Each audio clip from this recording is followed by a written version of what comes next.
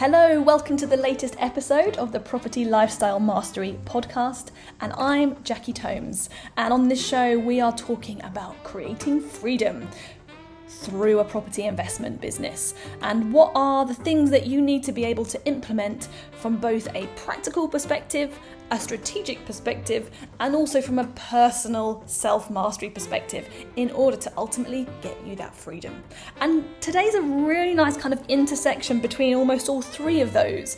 What the routines are that you want to have within your business and also within your life to be able to enjoy what you're doing, and therefore by enjoying what you're doing you get easier results and everything starts to flow with a lot less overwhelm. So that's what Dave and I are talking about today, how the rhythms will set you free, business and personal routines through the year that just make everything flow.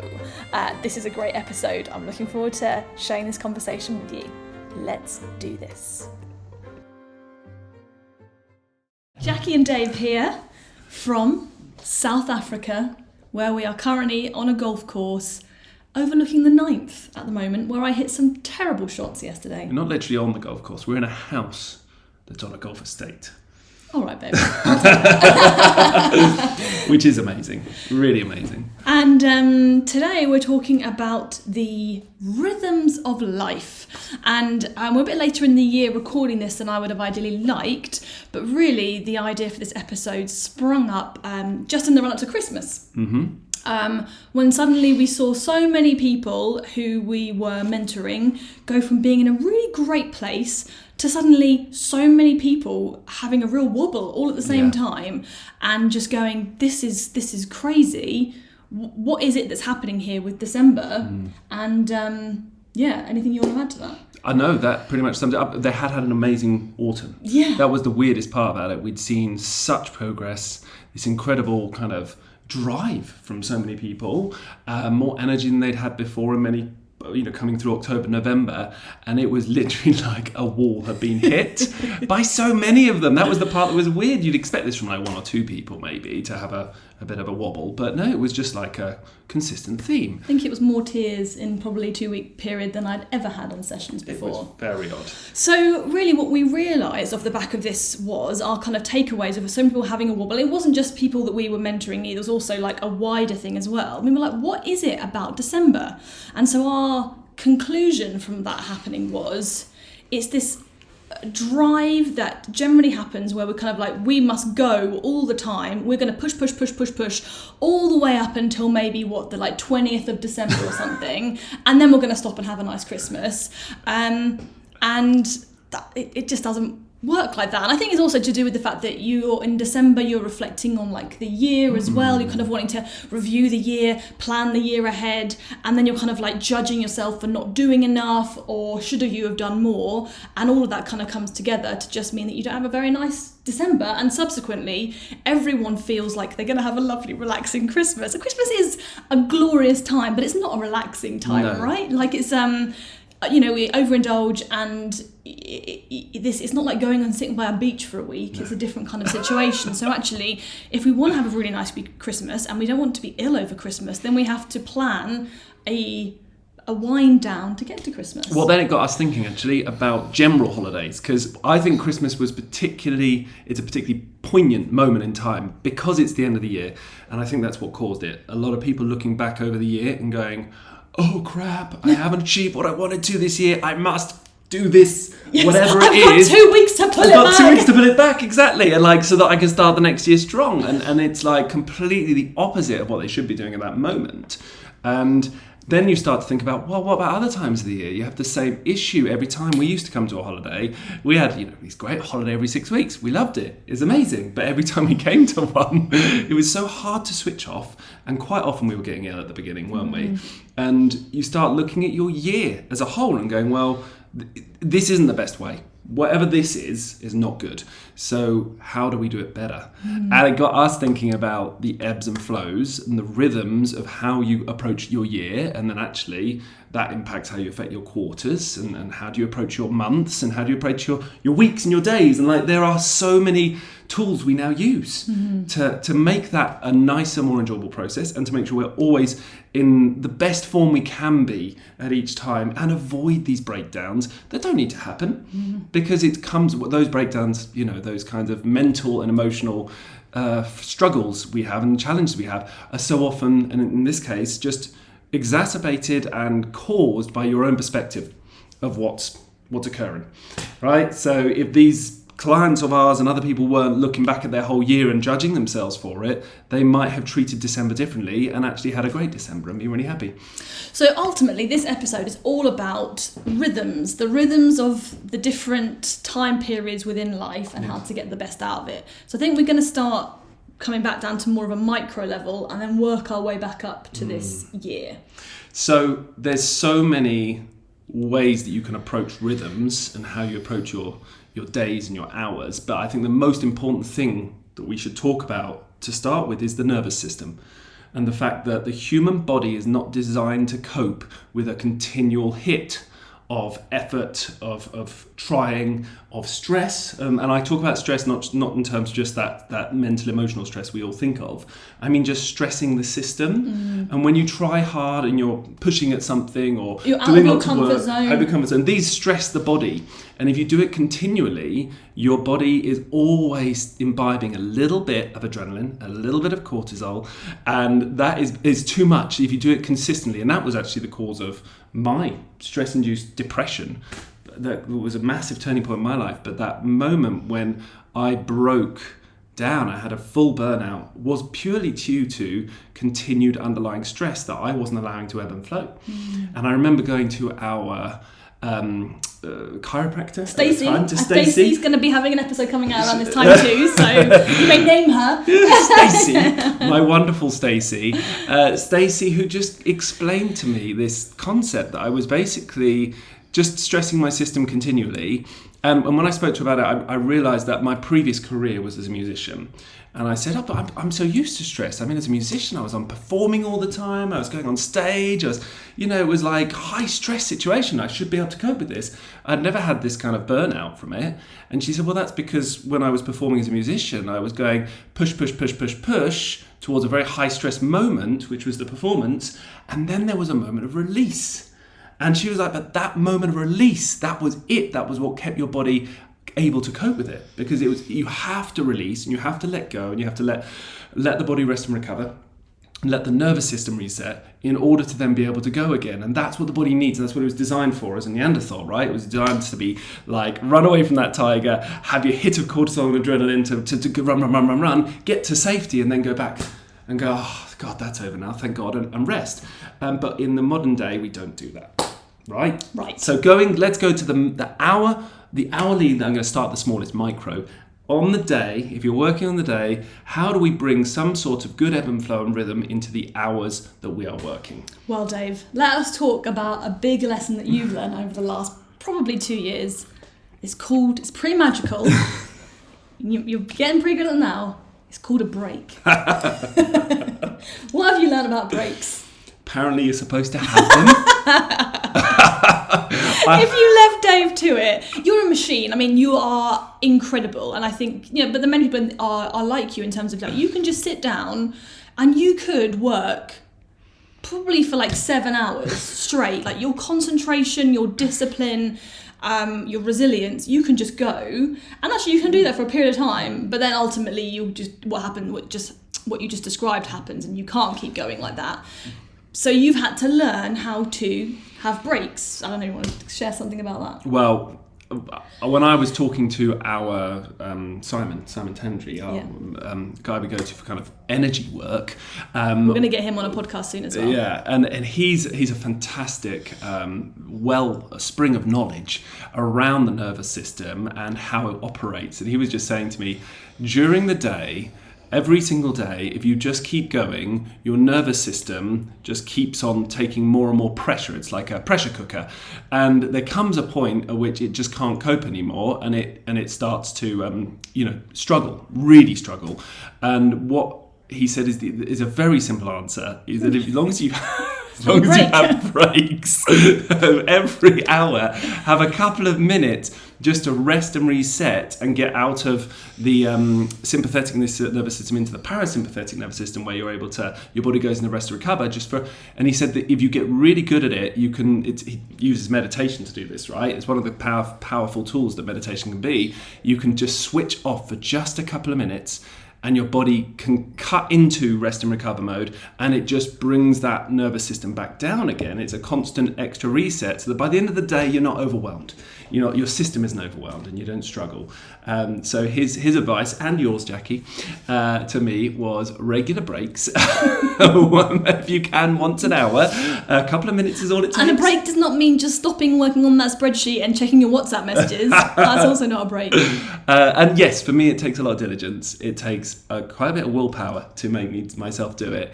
But the concept is that by the end of the day, I'm way less drained, and I've got way more energy to enjoy my evening and to be able to switch off properly, so I get a better sleep. So yes, breaks is the first starting point. And that links to me onto the Pomodoro technique. The Pomodoro technique, if you haven't heard it, it's a very simple concept. You essentially choose one task to work on for 25 minutes, and then you have a 5-minute break, not working on that. I love this as a tool because the idea is you just choose one thing and you go at it for 25 minutes. You don't check, you turn off all your notifications and you just get that done. And when I've got big tasks that I want to work on that sometimes feel maybe a little bit overwhelming, I'm just like 25 minutes, put a timer on, just see how far I can get in 25 minutes, and then I can make a cup of tea. Because I actually do like having breaks. Yeah. So that was motivating for me. And I think that's a great tool for kind of like getting big tasks done through the day, which then I think links into how the day gets structured in order to get things done. Yeah. And I remember a really big turning point for you was reading Eat That Frog. Oh yeah. I can't remember the author of Eat That Frog. But anyway, very, very... Put it in the notes. Yeah. Eat That Frog, and that's all about the frog is the thing that you don't want to do. And normally the thing that you don't want to do is actually the thing that's going to make the biggest difference to moving your business forwards. In this example. So structuring your day to get that done first. So then Eat That Frog for me was a realisation that we have a limited amount of willpower. And I think this whole resetting and taking breaks helps to keep your willpower strong. But we have a limited amount of willpower, and the things that we're most uncomfortable doing take the most amount of willpower to do. And if you leave them to too late in the day, it gets harder and harder to do them because you don't have enough resilience left, enough willpower, and you will come up with more and more excuses not to do them, to procrastinate on them. So Eat That Frog's concept is just do them first when you've got the most willpower and you're getting the most important stuff done first, right? And that it works. It's such a simple idea, but it really works. And it's the thing that you really don't want to do. And if you can just be like, okay, if I can just send those emails or put those offers in, or, I mean, I send emails that's normally following up with maybe it's investors or going back to vendors or, just the important people that you're looking to work with to grow your business, and do that thing first. And I think what the willpower thing is helped further by how you start your day, thinking about this whole rhythm of the day. So for us, we had a massive shift in our ability to have a good day and come out of it well and energized and to be really productive when we started implementing a fantastic morning routine. Now, we've been, for most of our careers, pushers against the 5 a.m. club. We were like, why do you want to do that? I made my business to not have to get up at 5 a.m. And I think it's true, like really, whatever you want from your life and your business, you should aim to have that. Yep. Right? You shouldn't just force yourself to get up. But one of the reasons we were like that, and this is going to be another episode's worth of thought, is that actually we didn't like getting up because we were probably overindulging the night before in various vices such as wine. And that made it harder to get up, and therefore, we wanted to have a nice lie-in. But what we found was that once we started the day earlier, we had more time, which is the whole concept of Miracle Morning, a great book. And that Miracle Morning book basically says get up early enough to have this wonderful period of time where you can look after yourself. And I have these conversations with our mentees and with various other people around like looking after yourself. And so often the answer from people is, when I talk about what that means, like meditation or reading books and like personal development things or exercise, right? It's just, I just don't have time. That's the answer. That's the problem. Mentally, people don't feel they have time. And so if you get up earlier, you have time because you gain yourself an hour, don't you? Particularly when no one else is working and people aren't phoning you. Yeah. Like, it is just your time. It's one of the reasons that we love being in Europe or in South Africa. Like, you're 1 or 2 hours ahead. It's like an amplification of that feeling of time, because until it's really 9 a.m, no one is contacting you. Yeah. And I think one of the things that was a massive difference, the mindset shift for me, was when I found that by doing the morning routine of some sort, which included some meditation, reading some personal development books, like expanding my knowledge in some way or another, going for a walk, doing some yoga, doing some exercise. By doing all of that, you set yourselves up into the perfect... Eat that frog zone. Yeah. It's like when you start work, you're in the perfect zone. You're ready. And you can take on the work in a much better way. You've got more energy, more motivation. Your willpower's really strong. You're very resilient. And you're more productive. And that was massive, right? Because we just suddenly work gets easier, more enjoyable, more fun, which is what we wanted from it. So whilst in some ways, like trying to get up earlier in the morning can seem hard, if it makes the rest of the day easier, that can be a motivator. But then that brings me to the night before. Because a good morning starts the night before. So what do you have to say about that, Jackson? So yeah, I mean, if you are trying to get up at 5 a.m. and you've gone to bed at 2 a.m, that is not setting us up for a good day. Can I just say we don't get up at 5 a.m? No, that's very true. Just putting that out there. Like 5 a.m. is too early. And actually both of us struggle if there's no sun. Yeah. If there's no sun, we end up getting up later. Yeah. Okay, so just to put it out there, what is our time? It's usually somewhere between 6 and 7:30, right? Yeah. Depending on the sun. Depending on the sun. The Lumi alarm clock helps. Oh, it does. A Lumi alarm clock. When we got one of those, my brother gave it to us for Jackie for a Christmas present. Yeah. It was it's just like a light. Sorry if I'm not teaching some of you to suck eggs, but it's like a light that you set for what time you want it to come on in the morning. So say you want to get up at 6, it starts kind of getting light from like 5:15, and it goes through like the sunrise kind of colours, so it stimulates sunrise, so you kind of wake up more naturally. So that made a big difference. Yes, yeah. So yeah, the morning is really hard, yes. but we got better at it because of the night before. Sorry. Yes. So carry on. So there's a certain amount of sleep that we have to get to be able to function at optimum capacity. For us, it is 8 hours. So if we're not getting into bed at like 9:30, 10 to get up at 6, we're not going to be setting ourselves up for the best success the next morning. And also, if you get into bed at say 10 o'clock but you've just finished answering a load of emails, you're not going to be able to fall straight to sleep. So therefore you may be in bed but you're not falling to sleep, so therefore the whole thing doesn't work. So in terms of setting up for a good morning and therefore a good day, it starts with the previous day, finishing work at a good time, having a nice wind down in whatever way works for you, and then getting yourself into a nice restful sleep to be able to start the next day. Yeah. So Stacey talks about it on her podcast episode about Epsom salt baths. We love an Epsom salt bath. Not that viable in a motorhome, but here in South Africa, very viable in our fancy bath. So Epsom salt baths, just like you just buy them on Amazon, you can get like a 10 kilogram tub, and you just load up a bath with like loads of Epsom salts, like a minimum a kilo we put in of Epsom salt. Yeah. And it just is like a magnesium boost for your body, and it just really helps you to like wind down. You've got to stay in there for like 20-25 minutes, and if you can have one of those just before bed, you kind of like and not look at your phone again afterwards. You just drift into a lovely sleep. I can't remember the science behind it. I hope Stacey covers it because I wasn't on that episode. But the concept of, again, bringing the system into rest and recover mode, pushing yourself into, or getting your body into the parasympathetic nervous system, and getting you just ready for sleep. Like it just puts the whole nervous system into sleep mode. I hope Stacey covers a bit of the science of that because it's. I think so. Anyway, regardless, it just does something scientifically great. So yeah, basically make sure you have that wind down routine to then set up for success the next morning, which then you've got more time before work to do some good stuff for yourself, which then means you're in a better zone to eat the frog first thing in the morning, a couple of Pomodoro frogs first thing in the morning, to set up the day. Yes. Anything else on the day? No, I was going to just mention, like we tried it at one point. There's two different rhythms of the body that are naturally there: the circadian rhythm and the ultradian rhythm. Well remembered. Yeah, and the circadian rhythm is more of a day rhythm, and that's what kind of puts us to sleep, right, and gets us up in the morning. I hope I'm getting this right. It's been a long time since I've read about it, right?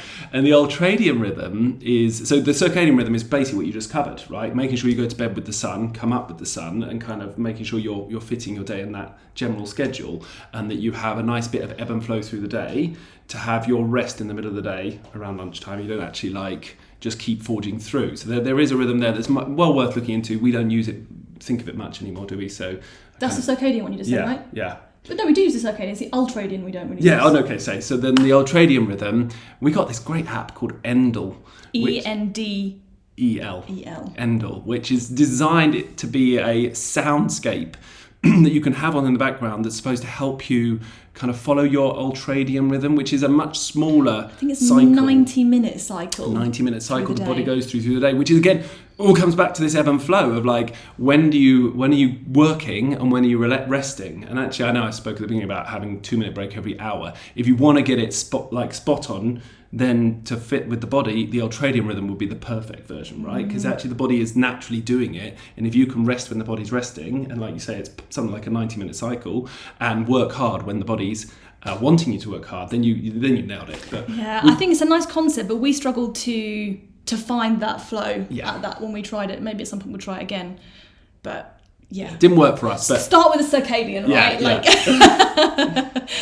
So then from the day, then we go to the week rhythm. And what I have found really helpful from a week rhythm perspective is having different vibes on different days of the week, particularly as a business owner. We are not just doing one role, we're playing multiple roles, and they are different facets of who we are that you kind of have to bring to the fore at different phases. And this links to wealth dynamics. We've all got our primary way that we're in our flow, but when you're building your business, you cannot be in your flow all the freaking time, because there's loads of stuff that you don't want to do which are actually fundamental to building your business, so you have to suck it up.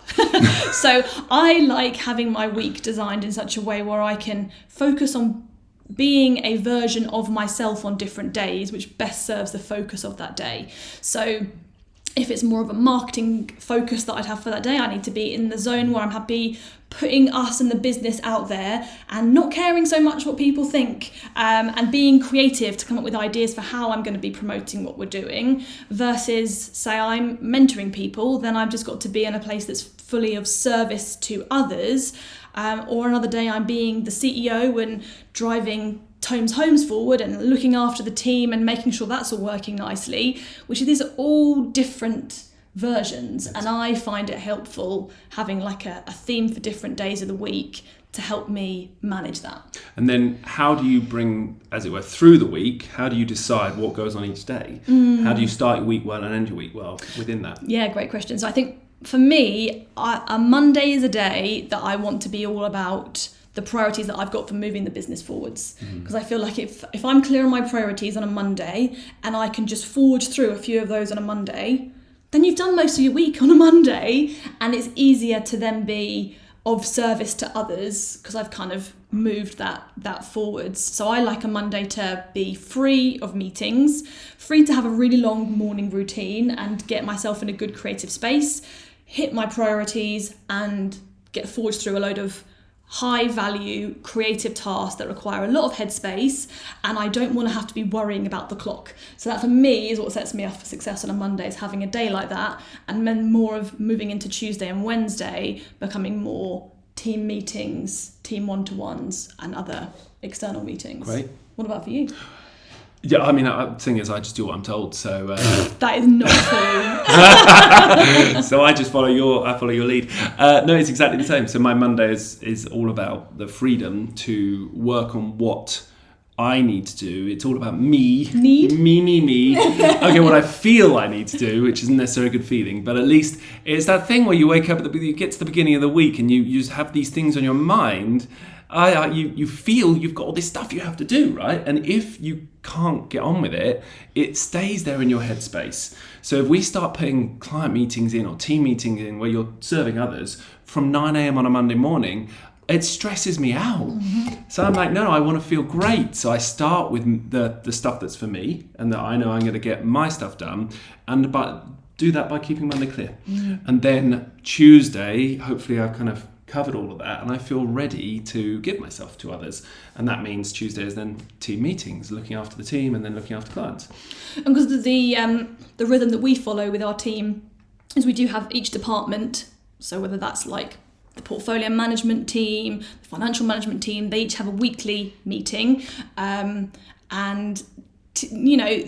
normal accepted wisdom is that should really be on a Monday. But we just didn't enjoy that. And I don't think the team like it either, because really you come to Monday and if you go straight into meetings, you just kind of immediately feel like you're on the back foot. Yeah. Whereas if your Monday is just about your own priorities and being clear on that, and then coming into Tuesday, that's when you then all have your meetings. For us, it works well, right? They loved it as well. I remember when we first moved the meetings to the Tuesday, those weekly meetings, and it was a feeling of they were able to kind of get on top of everything and come into that meeting feeling like, yes, great, all the stuff I wanted to kind of get going with this week is going. And so the meeting became much more of a matter of saying, yes, that's sorted, yeah, I'm on that, don't even need to talk about them. Whereas if they were happening first thing on the Monday morning, I don't think those meetings would be flowing so well, because they would feel like, oh God, I haven't done that yet, and we'd be talking about it a bit, or there'd be a lot more in our weekly meeting. Talking about the weekly with them, right? We always had this weekly meeting with the team on various aspects, and one of the most important things is to note where the blockages are. Where is the problem that you need to overcome, so we can brainstorm it together. If you do that first thing on a Monday morning, the team member hasn't had enough time to try and overcome it themselves first. So by doing it on the Tuesday, we're able to see what the actual blockages are, because the load of things they've said, yeah, actually, I'm dealing with that, it's fine. Whereas I think if we did it on a Monday, they'd be saying, oh, that's a problem, maybe we should talk about it, and we'd be wasting all of our time. Yeah, nice. And then thinking about coming towards the end of the week then, the way that we structure our week is Monday is mostly get our own priorities really done. Tuesdays and Wednesdays is mostly our meetings day. Thursday's kind of a bit of a mop-up day. Mop-up. And, if urgent things that you want to fit in, an opportunity comes up, it's going to be unexpected things, but really you're trying to keep at least half of the day totally free of meetings, again, to just continue to hit priorities. Yes. And then Friday is free. It's stuff that's come up usually for me during the 2 meeting days. I'm like, right, if in a meeting or a client meeting, I have to do something off the back of it, that's Thursday's job. Yeah. And then, so there has to be time available. Or if I need to have another follow-up session with someone, then I'll just book it on the Thursday. Yes. So I've got space for that. And then me and you on a Friday, we'll here we're playing golf, and we're January, we're skiing. We're often talking about business stuff. Very important thing though that you've got to notice when it crosses from the strategic to the operational. We try and keep it high level.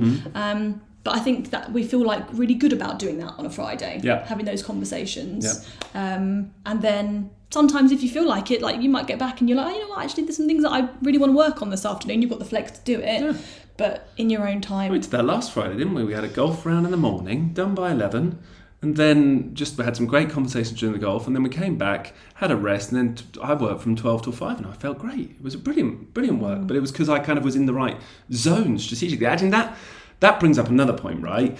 Strategic priorities versus operational firefighting. We all have both in our business at this side, and unfortunately it requires a very different mindset to do both, to do one or the other.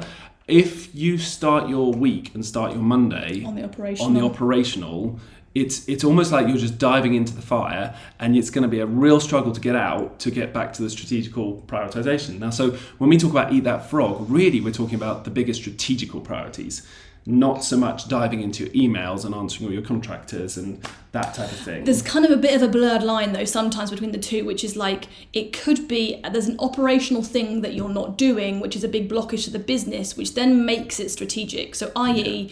you are the main blockage for you doing deals is that you need to line up finance, and so therefore you've got to follow up with potential investors. If you're therefore not sending emails, you are not moving that part of the business forward. So even though sending emails as a blanket is an operational task, it's kind of maybe there's something about the blend of when you bring together the strategic and the operational, and we'll talk about rocks in a second, that it's those things, right? Yeah. So there is a nuance to this. There's no perfect answer. Sorry, everyone. It's all about balance. But so the Friday we do we don't have any meetings. We have time for our bigger whatevers. And we can rest if we want as well. If we've had a hard week, sometimes Friday is a time to be able to say, no, I need to have a longer weekend. Let's have a Friday afternoon off because I need more time to recuperate because it's been a tough week. So there's that element as well. And then we, again, coming to the ebb and flow of the week, try to go into the weekend with a feeling of success. Celebration. Yeah, celebration for the week. Because if you want to set up a good weekend, you want to feel like you can put to bed what you've done and feel really good about it. So we usually have a nice glass of wine. Friday's one of our alcohol days.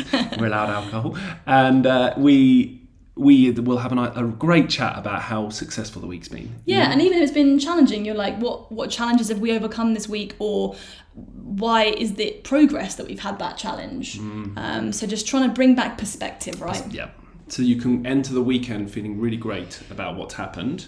That's it. And then we make sure we have a good weekend. Have a good weekend. And it is interesting, like you just feel that break at the weekend, not being in emails, not checking any, just really switching off from all of that day-to-day of things and just do other stuff. It's amazing how you suddenly solve things that you're not even aware that you're thinking about because you're thinking about different things. Yes. So that weekend is as important as the week. It's the same. Whoever designed that was a really genius.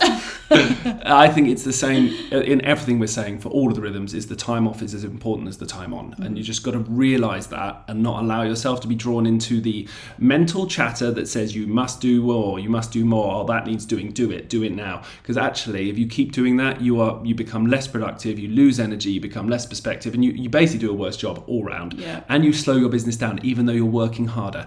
It's just so counterintuitive, but the rest is so important, and I can't stress that enough. But it means that in the hours you do work, you get more done, and you do better work, and you get the more important stuff gets done first, basically.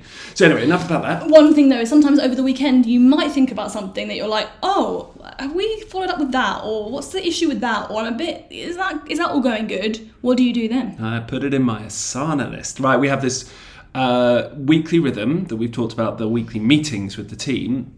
And if you don't have a team or other people supporting you, you might just have a business partner, or it might even just be you. But either way, have a depository of ideas and of issues that you put these thoughts into, and we have it in Asana. We call it our issues log. And we're using Traction as the... Traction is the book Traction is a model that has a business concept called EOS, the Entrepreneur's Operating System. We basically use that for our business as well, if anyone's interested in reading that. The concept being that you have this meeting where you have an issues log and you just hit your issues, and we know we're going to have a meeting on a Tuesday, so if I have a thought over the weekend, I just put it in the issues log. Just put it in there, and you may or may not even be in that meeting, right? No, it could be like, you're like, oh, is that working out with that thing, and you just put a little Asana task in there and then it's gone. It's into the process of being dealt with in priority order. So use Asana. That if just because you think of something doesn't mean haven't got to solve it then. And it becomes a form of compartmentalization. If you can do that really well, you can basically have what I would call a stressful work thought, and you can take it out of your brain, shove it into that list, and then it's gone. It's gone, and you can just go back to your lovely weekend. And then it's going to be dealt with in the week. So yeah, that's really powerful. Right, let's move on to the month. Yeah, I'm actually thinking we should just actually jump ahead a bit and then come back to the month, because I think it will all make a bit more sense. Do it. So jumping back up to the year again, from like a yearly rhythm perspective, from a strategy perspective, you want to be choosing, like reflecting on what you're trying to achieve with your business, like what your vision is, and then based on what your vision is, which is like your 5 to 10 year big scary thing that you're aiming towards, and then you bring that down to what you want to achieve this year to help you move towards that. What are your strategic annual priorities? And then from your strategic annual priorities, then that starts to come into what you need to do this quarter, and we call them your rocks. Do you want to explain the concept of rocks? I could do, very quickly. I'll do my absolute best. So in a nutshell, the rock concept is that your rocks, if you had an empty jar, and you had a load of rocks, pebbles and sand, if you were to fill your empty jar with an amount of sand first, then an amount of pebbles, and then finish with the rocks, it might be overflowing. It will be. It will be overflowing. If you have in this example, you could have that set of rocks, pebbles and sands, and it would be overflowing. But if you were to go the other way around and put the rocks in first, then the pebbles around the rocks, in the spaces around the rocks, and then the sand fits in around the pebbles and the rocks, the same amount of sand, pebbles and rocks would actually fit into the jar. In this metaphor, the jar is the amount of time you have available. The rocks are your biggest strategic priorities that are going to move your business forward. The pebbles are your general day-to-day important things that you're doing, and the sand is your firefighting, your little emails, and all the kind of small little jobs you do, in your day-to-day jobs. The concept being, in theory, that if you don't start with your rocks, the most important strategic priority, if you don't actually start with them and put them into your time first, they will probably not get done. They will end up not fitting in, and you'll say, I just don't have time for that. So yes, we have rocks every quarter. We have a set of 5 rocks? 3 to 5 rocks. 3 to 5 rocks, which are the biggest important jobs we have to get done. And we always block them in as like the most important things we're going to aim to get done this quarter. And they're more of a project than a job, right? Yeah. So it's a project that you're going to achieve. So yes. that's like this quarter, 3 to 5 are the biggest priorities that are going to help move the business in the right direction of achieving my annual priorities. And that might be the type of thing that we would start a Monday with, right? Yes, Be like, right, exactly. One of my rocks, before I hit my firefighting emails, I'm going to do one of my rocks. I'm going to create a new brochure for investors, Yeah. or update that deal pack for investors, or Yeah. something like that. So that's on your quarterly priorities, and then on a monthly basis, you're starting to it just all cascades down. So it's just like the next thing. So from the quarterly, you then look at your quarterly on a monthly basis and say, what do I need to work on over the next month to move these rocks forwards? Mm-hmm. And that's what you're also doing on a weekly basis when you're looking at your weekly priorities. What have I got to do this week to help me hit that stuff this month? And if you therefore it just makes it all less overwhelming, because you make some big decisions, you keep whittling it down to what you've got to do each quarter, month, week, day. Great. So I did that to basically say, yes, let's come down to the month with that in mind. There is a rhythm, as you can see there, through the year, really clearly. And when you come to the month, the most important thing is to spend a bit of time at the beginning or end, whichever way you want to see it, of the month, actually assessing how the last month went, looking and seeing, did you get through your key actions for the month? Did you move your rocks forwards? How far did you move them? And then making a plan for the next month. Say, okay, well, I got them that far. What am I going to do this month to move them the next amount forwards? So it's a real moment of reflection and assessment and decision making for what's going to happen in the month ahead. So that is really important. We do it with our clients every single month. It's a very quick job in many ways, because you should be like, it should be something that's just moving forward. You're like, okay, great, I've got this to a certain point. It's really obvious what I'm doing next. And we also align that with some KPIs. So you can actually see numbers-wise the most key performance indicators, the most important numbers that are showing the success, right? Yep. Or non-success of your actions. So yeah, most important monthly rhythm is to do that once a month. And nice. And then as a completely aside to that, Yeah. as if you're a woman, your monthly hormonal rhythms. I've definitely not mastered this yet, but I am working really... hard is the wrong word. I've got a lot of intentional focus on this at the moment, that I've become aware of how different I feel at different times within the month, and therefore I'm better or worse at different tasks. Now, I think this is hard because really the whole of our way of being, like our daily rhythms and our weekly rhythms, are much more designed around the masculine. And now that more women are in the workplace, we're just all trying to fit in with the existing status quo, which is the masculine. Like, you guys are mostly on your 24-hour cycle, Yes. whereas we are not. We're on much more of a 28-day cycle, feeling more creative and collaborative at some points, and other points like we just wish the world would leave us alone. And if you can work with it, and I see when it goes well and I'm working with this, I am so productive. I'm more intuitive about the right direction for the business if I can harness this at the right time. I'm more energized throughout, but it's challenging to try and organize the business in that way, because really you have to not just look at the weekly, but also the 4 weekly-ish kind of cycle. So I've read some really good books to do with this, which maybe I'll have a look up those names whilst we're going through this next part. Because What's an example? How would you structure each week? No, how would I structure the 4 weekly cycle? Yeah, So what it would be 1 One would be I'd be more solitary, working on individual things, projects that require more creativity and potentially intuition, where I can sit and move things forward by myself. Whereas other weeks I'm better at collaborating with others. I'm actually better at having client sessions because I'm better at communicating. If I'm going to do talks, it's better to have those during my more collaborative time. And then at other point, it's more just like practical, operational, just get things done.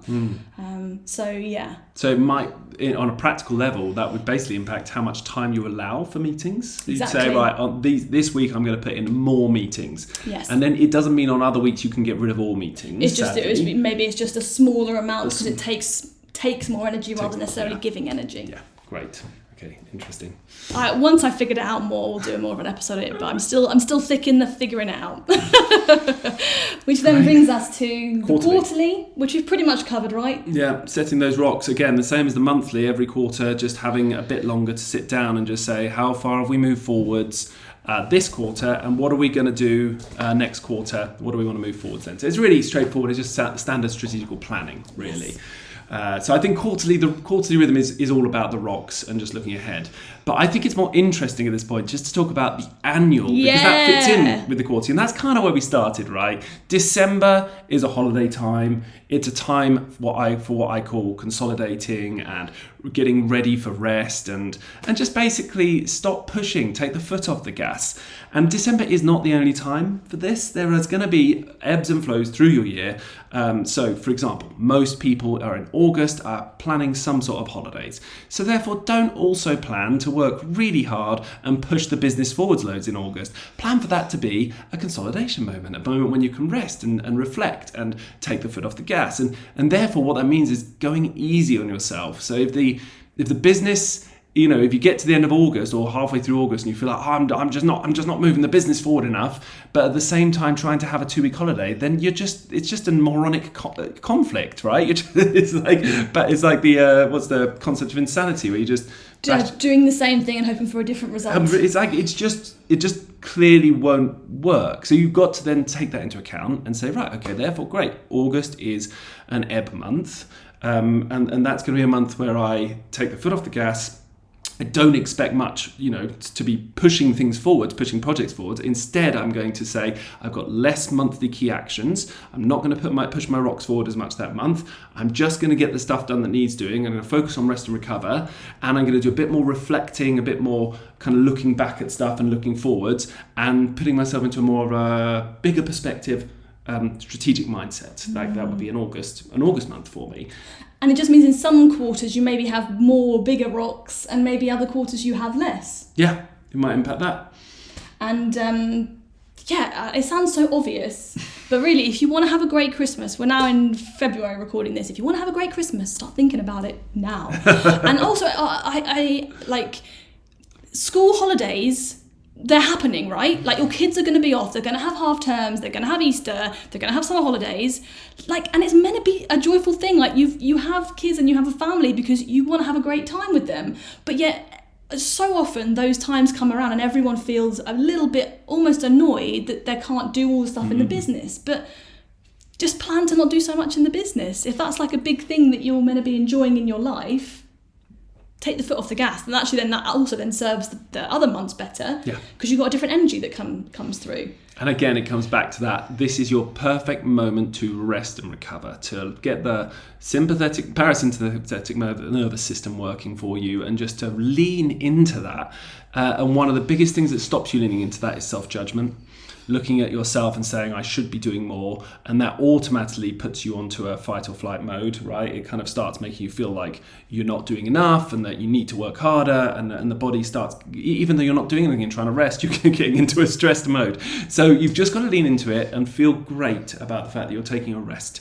And that's the same at the weekends, the same on the holidays, every time. And it's not possible to just switch off overnight. We've tried it so many times. You can't just work up until the moment of a holiday and then just switch off. So you've got to plan that in. And just it's like nighttime, right? Like you can't just work up until like 10 p.m. and then fall to sleep. Yeah. It's just there's a ramp. Yes. A ramp down. So yeah, leaning into the holidays, and actually the last thing, if we're talking about holidays, is the way, looking at the year, the ebb and flow of the year, planning in your holidays in advance, right? Just look at the year ahead, once a year, do your strategic planning for your business and then also for your life. Yeah. As the way we got to our holiday every 6 weeks, it seems so simple when you say it. It is simple. You just literally block out the Get a year time. calendar, get one of those big like A2-year wall planners, and then just be like, right, when am I going to go on holiday? Yeah. And where? And plot it all in and then book stuff around it. Yeah, and it works. And then I guess the other thing that we're kind of experimenting with at the moment from more of an annual perspective is other business priorities that have to happen each year, just being in the same way that we would go, if you do all of your emails in one half-an-hour slot, you'll get them all done really quickly and efficiently. Like if you cluster similar tasks together and just time block the time to do it, you get them all done far quicker and far more efficiently. Same thing we're now looking at with the year, which arguably I don't think we could have gotten to without really mastering more of the month and the quarter. Like I feel like it's a journey. With the year, now we're looking at like accounts filing. So like we didn't think this at all when we were setting up all of our various companies, and we've got about 8 companies or something, and they all ended up with different year ends. And so just constantly accounts being filed throughout the year. It's 12 companies now, by the way. 12 companies. And it is painful when they just keep coming at you. Every couple of months you get another couple of accounts to file, and it's just exhausting because, they're coming around again. And actually, if you just do them all in one big hit, it does seem like it's a big effort at the time, but actually it's more efficient. You get it all done and over with, and you just it's the same again. You push hard, as it were, to get all of them done, and then they're over, and then you rest and relax from that. And it's actually better use of headspace, much better use of headspace than having this continual like hit of it over the year. And then we're also then looking at like insurance renewals. It's the same thing. All of our buildings insurances renewing at various different points throughout the year. For God's sake, I'm bored of renewing bloody insurances. Like, let's just renew them all once and then you forget about it. So looking at these kind of more practical things throughout the year. And then that also then gives like being strategic about when you set the accounts renewal date and the insurance renewal date to be in alignment with when you maybe want headspace for other things in the year. I find it quite joyful starting to think about the year rhythms. Yeah. And then the last one is the annual rhythms. Just a little nod. Yeah, a little nod to this one. We've kind of started to see that just generally the business has years when it's working like pushing forward, more marketing, more sales, more growth. And actually that creates a lot of extra chaos, and it pushes you out your comfort zone much more. And if you keep doing that year after year, because you're like, I must grow, I need more cash flow, grow, what happens is you strain yourself, because the stress of that chaos and being out your comfort zone just continues year after year. Even with the rest and recover, it kind of starts to wear on you.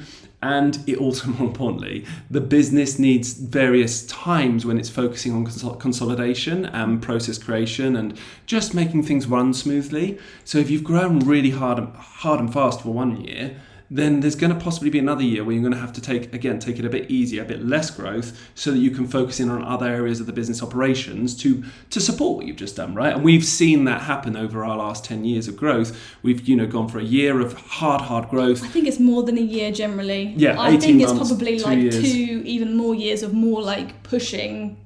I don't like this word pushing, but fine, that's what we've done.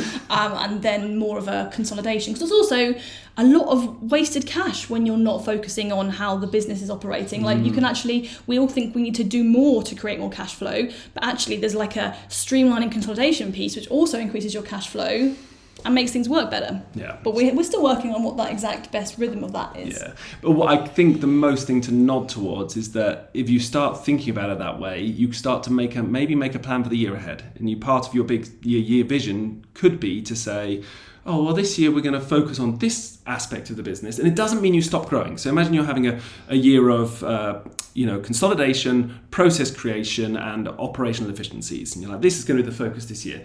It doesn't mean you don't do any marketing, no sales, you don't do any more buying, you don't do any more properties. All it means is you put more energy into that part of the business and less energy into the growth. And you can maybe just do a bit less, investor marketing, or a bit less Or you just properties. you've already got stuff going along those lines. It's not like just creating loads of new stuff. Yeah. It's like, I think this idea with like a wheel, right? Like at first to get a wheel to spin, it takes quite a lot of energy to get it spinning. But once it's spinning, it will actually keep spinning because it's created its own momentum. So it's almost like you spin the marketing wheel for a period of time, and then you kind of let that spin mostly, and you just dip in and out the bits that you need to, and then you focus on process creation because that wheel's going a bit slow, and you start spinning that a bit harder to the point that can keep on going when you go back onto the other one. Yes. Yeah. And there is an annual kind of rhythm to that as well.